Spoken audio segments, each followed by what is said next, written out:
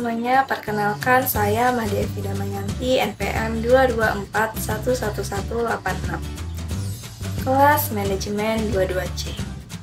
Di sini saya akan menyampaikan materi ukuran penyebaran data kelompok.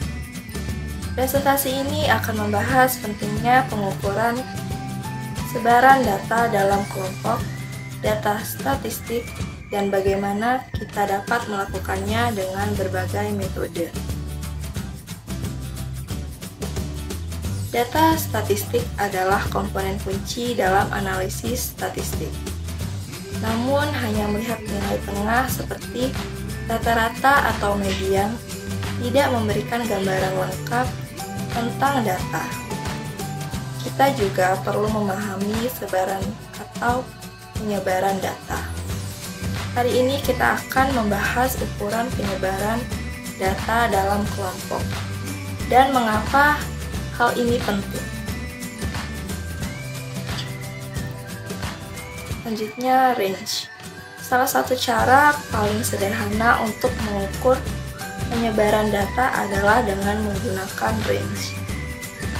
Range adalah perbedaan antara nilai tertinggi dan nilai terendah dalam kelompok data. Meskipun mudah dihitung, range memiliki kelemahan, yaitu rentan terhadap outlier atau pencilan yang bisa mengganggu hasilnya. Selanjutnya, deviasi rata-rata. Deviasi rata-rata adalah metode lain untuk mengukur penyebaran data. Ini melibatkan menghitung selisih antara setiap data dengan rata-rata, lalu mengambil rata-rata dari selisih-selisih ini. Deviasi rata-rata memberikan gambaran tentang sejauh mana data individu berbeda dari rata-rata kelompok.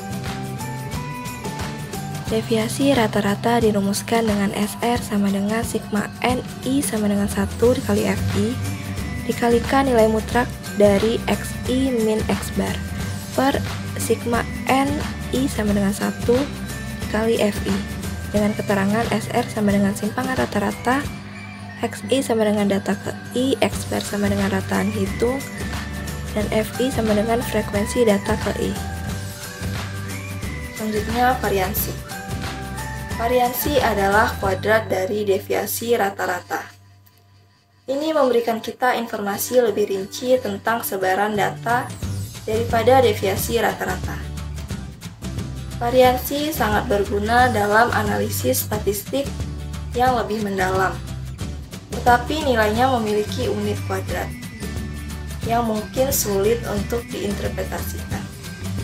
Variansi dirumuskan dengan S kuadrat sama dengan sigma NI min 1 dikali FI dikalikan XI min X bar kuadrat per sigma NI min 1 dikali FI dengan keterangan S kuadrat sama dengan variansi, XI sama dengan data ke I, X bar sama dengan rataan hitung, dan FI sama dengan frekuensi data ke I.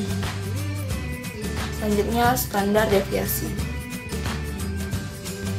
Standar deviasi adalah akar kuadrat dari variansi.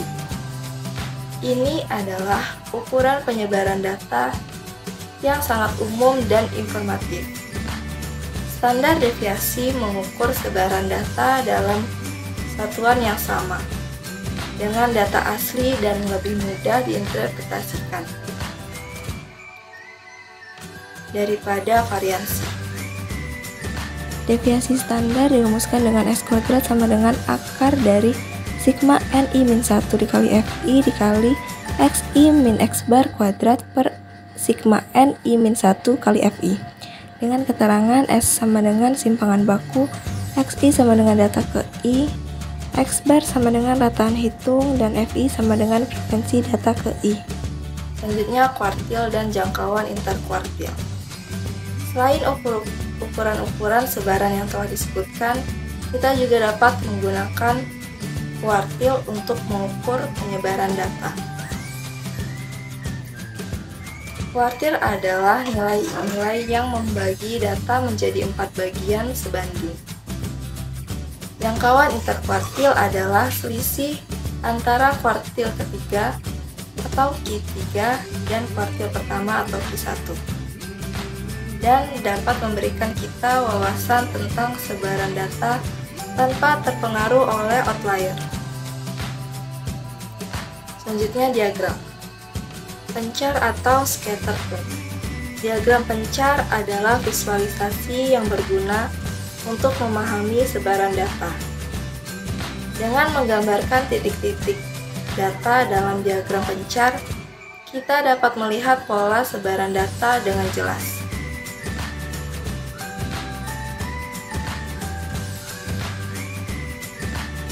Selanjutnya, contoh dalam dunia nyata. Mari kita lihat contoh bagaimana ukuran penyebaran data digunakan dalam dunia nyata, misalnya dalam analisis finansial. Standar deviasi dapat membantu kita mengukur risiko investasi, dan dalam pengujian kualitas produk, jangkauan interkuartil dapat membantu kita mengidentifikasi cacat dalam produksi. Yang terakhir, kesimpulan. Ukuran penyebaran data dalam kelompok adalah alat penting dalam analisis statistik. Mereka membantu kita memahami sebaran data, mengidentifikasi outlier, dan membuat keputusan yang lebih informasional. Dalam presentasi ini, kita telah membahas berbagai metode untuk mengukur penyebaran data, mulai dari range hingga standar deviasi. Baiklah, itu saja yang dapat saya sampaikan. Semoga presentasi ini bermanfaat dan memberikan Anda pemahaman yang lebih baik tentang ukuran penyebaran data dalam kelompok. Sampai jumpa di video selanjutnya.